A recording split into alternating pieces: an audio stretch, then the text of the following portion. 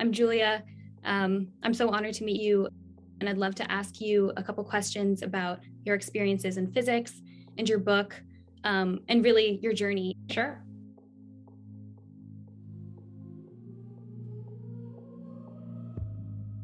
In your book, you talked about wanting to be a theoretical physicist since the age of 10. I was already really interested in math, and my mom took me to see Errol Morris's documentary about Stephen Hawking, A Brief History of Time. Stephen Hawking was talking about how he was using math to resolve questions that Einstein hadn't worked out.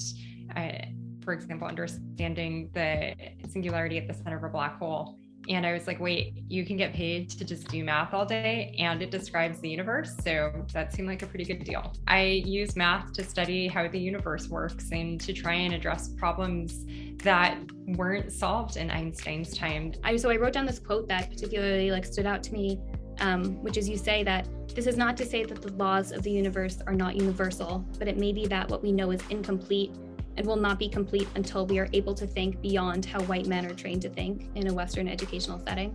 Is there a way that we can dismantle this Western way of thought and of teaching science, and disassociate science with progress, and maybe teach science in a way that appreciates humans and more, and the earth more? The world is bigger than the one little peninsula on the edge of Asia that we call Europe.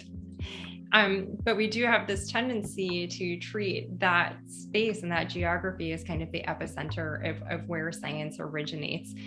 And it's not an honest telling of the history of science, of what we know about the physical world. And so we need to get away from it for that reason alone. I think the one thing that's really important, particularly for Black women students, for Black queer folk, and Indigenous students, and everybody else who ever has gotten the message that people like them don't do science, it's not part of our cultural traditions, and all of these other false stories that we hear, that science belongs to us. Science is part of our cultural heritage. It's part of our traditions, and we belong here, and the universe is ours too.